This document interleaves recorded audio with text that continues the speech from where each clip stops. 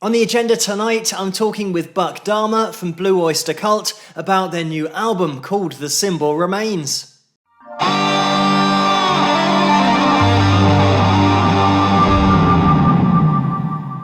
Hello, Phil here from Wings of Pegasus and welcome to another video. If you enjoy this video, please give it a thumbs up and subscribe. So, The Symbol Remains was released a few months ago now at the tail end of 2020 in October, and it is hugely popular. It's gone down very well. It's charted in at number 12 on the top album sales chart over in the USA. I'm going to leave a link for you guys in the description below so you guys can click on that to get hold of the album yourselves and give it a listen. But let's get Buck up on screen and get some insight on this album. Hello, Buck, can you hear me? Yes, I can hear you, Phil. Hold on a second here. Okay, yeah, now we're both on the screen in equal measure. How is it going with the new songs and the new album, The Symbol Remains, and like you say, playing new songs and also thinking about playing them live and how you're going to arrange them and hopefully in the future, fingers crossed with COVID and everything. The record was very well received. We got almost unanimous raves on it, and we made several best of 2020 lists. And of course, we can't play it live. We played one show since the record came out, and we didn't play any new songs. So we really need to rehearse the live versions of the stuff too. So we'll be doing that before we really roll it out. But it's frustrating with the gosh darn Wuhan COVID whatever, that we're behind the schedule on all this stuff. But we're supposed to be coming to the UK. We were supposed to play with Deep Purple in October, and it's been moved to this October. Hopefully it'll happen, so we'll be supporting Deep Purple in some of the bigger rooms in the country. I think we're doing a couple of headline shows too. Let's hope that we can all get back in arenas again and have some fun. Yeah, that would be great just to get back, but also getting you guys and Deep Purple on the same bill, that is going to be a treat. Yeah, Deep Purple was a big influence on Blue Öyster Cult and me. Richie Blackmore has really influenced my playing quite a bit in terms of what was possible, what was you could do that was really cool. And Richie was one of the innovators. We have some shows coming up. We have a show at March 28th, and we've got stuff later on. And hopefully, if we get enough people vaccinated out there, we can resume what we used to do, which is play live. Being such a long time from the previous album to then the new album and getting in the studio and also having to work around, obviously, the situation of maybe not being able to all get into the recording studio. Did you start recording in normal circumstances and then have to adapt from then on? Yes. Luckily, we did the tracking in a real studio before the Wuhan COVID. So all the basics done. And then we were in the middle of overdubbing at home pretty much because we have home studios. Mostly it was my studio and Richie's studio, Richie Castellano. And when we were locked down, that was the only thing to do. And Richie and I worked out a couple of things like this the video we're doing now. We used a software called Connection Open, and also Google and Skype. We tried just about everything. And we got stereo sound first, and then we got like better sound for being able to monitor each other's DAWs, our computer recording setups. So once we had that, we could essentially produce each other. I mean, obviously the latency, you couldn't play together in real time, but we could listen to each other do stuff and say, hey, try this, try that, or I like this. And that worked out really well. And Eric Bloom was in Florida, and he couldn't go anywhere. He was locked down, and he bought an SM7 and a little Motu interface, and Richie recorded his vocals in a spare bedroom in Florida, remotely using TeamViewer and a laptop, and and that interface and Pro Tools, and then Richie uploaded his tracks and put them into the sessions, and that's the way that went. But this is the thing that I noticed about the videos for some of the singles from the album over on YouTube, and the production that's gone into that. Because I believe Richie does quite a lot of that because of his YouTube channel. And it's a similar kind of thing with chroma keying, but getting you all together. And I don't know whether you've filmed it all together or you've independently filmed and had that green screen behind, and then... No, we were doing the COVID protocols, so we just one at a time in front of the camera. Everybody was masked until we got right in front of the camera, and then we took the masks off. So that's how we did it. And then Richie put us all together as a band. Yeah, technology is amazing, and it means that you can now do videos that would take a hell of a lot of money to make, but then you'd have to go on site and do all that kind of stuff. Yeah, like one criticism on YouTube that, hey, how come they didn't spend a lot of money? Yeah. As if we were obliged to, have a $150,000 video or something. Yeah, exactly. You just got money to burn. It's a couple of million on a video. Yeah. No, I'm quite fine with the green screen thing. Yeah, and also I think that it's something that everybody has got to do nowadays anyway, because of COVID and everything. It's literally the only way that you can all be on screen at the same time is to be in different locations, but record it all separately and then put it all together in post-production. We did some of that too. We did the Godzilla video that we did totally apart and not in real time. And of course, that's a song we knew how to play, so that was good. It wasn't like it was a big stretch because it wasn't a new song. We knew how to play Godzilla, so. Yeah. Talking about production and Tom Lord Alge as well, because I believe that he was doing the mixing on the album. And how did all of that come about? I think Blue Öyster Cult, the band, pulls off the cohesiveness because we are experienced as being a unit. We know what we're supposed to sound like. It's not really a unusual thing for us to do to overdub and still sound like we meant to do it all at once, because we can.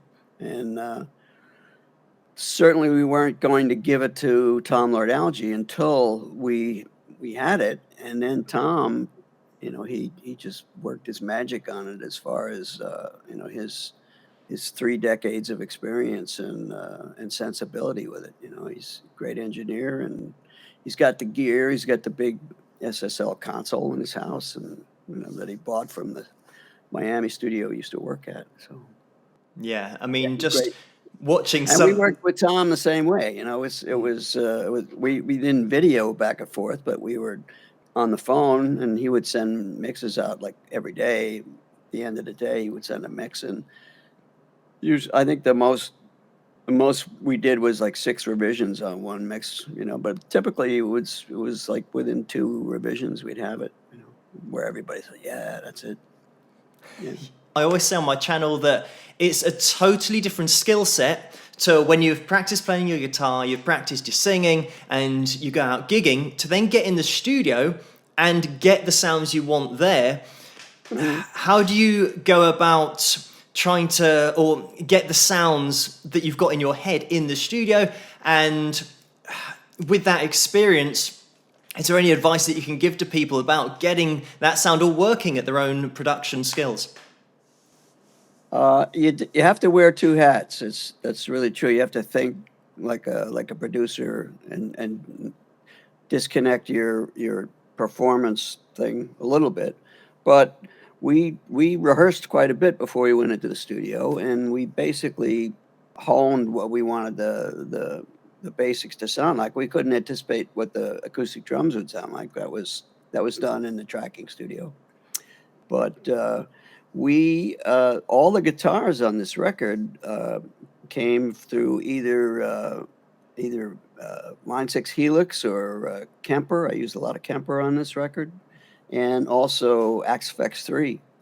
So as far as the guitar tones, we knew what we were getting, because we had already listened to them on studio monitors. We knew what they were going to sound like. So that was that saved a lot of time and guesswork, and also can't being in two places at once. In the tracking studio, I wore my stage in-ears, my Shure 846s. So what I was hearing in my ears is pretty much what I would reliably trust as what I was getting. So again, I think being able to monitor with really good stuff in your headphones is a good tip. Also, isolating sound. If you want to put those earmuffs over the in-ears, so if you want to hear what drums sound like, and you're right in the room with them, but you want to hear what it sounds like, and that's a good idea. And we had good engineering, of course, in the studio. So yeah. Yeah, I really like that tip about wearing in-ears in the studio, in Yeah. front of a mic. I think a lot of people, when they might get into a mic booth or vocal recording booth, and they Mhm. just stand there, and of course the room is going to be dead. It is made for that purpose, to not have any Right. kind of acoustic sound. And a lot of people Mhm. rely or assume they're going to hear some kind of reverberation with their voice. But having your voice in your ears is something that I swear by if I'm playing live, Yeah. to hear your own I like voice. I like to put a little reverb on the cans, when I do that. But I also recommend taking one ear off and just listening to your voice in the room. It makes it work faster. You hear pitch better, and if you can just psych yourself to not expect to hear the finished polish on your voice, you'll work faster, I think. And also, you'll be more honest with yourself as far as how in tune you are, and what you're putting down there. So I do recommend taking one earphone off and hearing yourself. Yeah. Yeah, and I think it's that same principle of playing guitar. Sometimes Mhm. I say that if you can sound good on a clean tone, that's it. You've done it, because everything else is just going to embellish the sound. So Right. just practice on your clean tone the whole time. But also for vocals, if you hear your voice back and you think it sounds all right and there's nothing on it, everything else is just going to embellish your sound. When you're playing lead lines and throwing things together, I mean, the great thing about the album is that, I mean, it's pretty much got everything in there, because you've got, well, three lead vocalists for a start. We've got songs that do change and you get a different sound. I mean, I was listening to the album just thinking about the genres that pretty much you could describe as you go through there, because we've got pretty much songs within songs. And, you could say we've got rock and classic rock, hard rock, metal as well. You could even go as heavy as that, especially with some of Eric's tunes, and also classic rock and roll, and maybe a bit of bluegrass as well. There's little bits that are just, I don't know, just sprinkled in there. So, like I said, there's pretty much something for everybody. But when you're playing so many different styles, and so many different styles of lead guitar as well, from dirty tones to clean tones, when you're piecing this all together, is it something that you've got the track, you've got your progression, and you've got your melody worked out vocally, or you can hear the vocal melody? Do you then just jam along to the track and come up with lines and get down lines, or try and remember lines that you liked when you played through? How do you go about playing those little lead lines that you can sometimes hear, quite low in the mix, on the left channel and the right channel, but there's always something really tasty going on? So how do you go about composing those lead lines? I think what you were just talking about at the end of that paragraph was that's added at the back end of the song process, and the recording process. It's a lot of times, it's like, okay, what do you need here? And how about just something behind that, just doing something, and a lot of it is improvisation. I think the band relies heavily on improvisation, live and even recording. I mean, it's that's the way I work anyway. I'm not really organized where I have a spreadsheet about what needs to be done, or there's a real plan to it. It's just I keep listening to it, and if I think it needs something, I'll just pick up something and play it. And as far as the genres of material, of course, yeah, Blue Öyster Cult traditionally has done all kinds of stuff, and I don't like to either be categorized in one genre or even restricted to one. I'm not so enamored of any one particular style of music. I like all kinds of music. It's always been hard to peg Blue Öyster Cult as what kind of a band they are, because we are all over the place. It's what we do.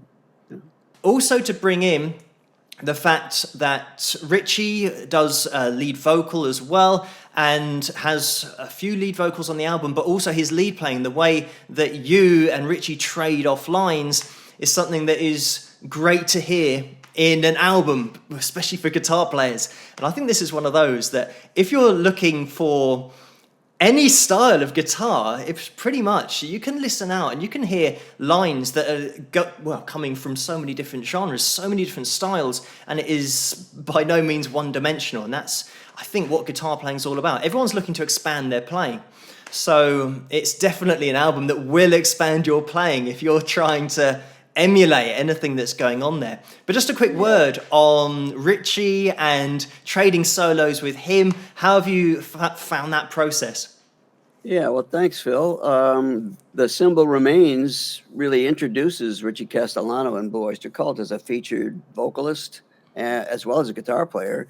It's great having Richie in the band because we have two really strong lead players, and we wanted to take advantage of that. And Richie, as a composer, he came in with tunes that we recorded of his, and he co-wrote with Eric on the record. And obviously he knew what he wanted to do on that. And I think the way Richie has integrated into Blue Öyster Cult in 2020, 2021 is it's really great. It's great for me because I like to play back and forth with Richie. It's a real thrill, and it's a lot of fun too, because it's just the improvisation is there every night, and so we're certainly glad to have him. And yeah, I mean, as far as me being able to listen to The Symbol Remains, the fact that it is so varied and there's so much different stuff on it, and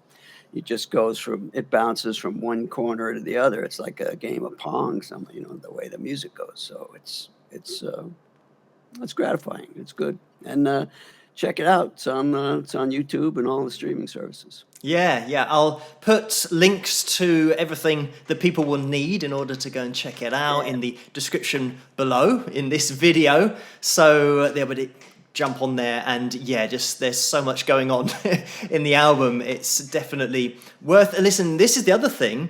It's worth a listen to every single track, because it's just literally just chopping and changing. All killer. There's no filler. There's no filler in it. Yeah, exactly. There's no album tracks on this record. Yeah. Like I said, I'm a bit old school, and for me it's all about live and extemporization. That's what I love to watch, and you guys certainly a great example of a band that do that. But thank you so much, Buck, for joining me tonight, and really look forward to seeing you in the future as well. And I hope that everything improves where you are, and that everything. And I wish you and yours the best, and look forward to getting back over. So a huge thank you to Buck for joining me tonight on the channel, and click on that link in the description below to get your hands on the album and give it a listen yourselves. But thank you guys for watching this video. I hope you did enjoy it. If you did, please give it a thumbs up and subscribe, and I'll see you guys at the next one. Rock!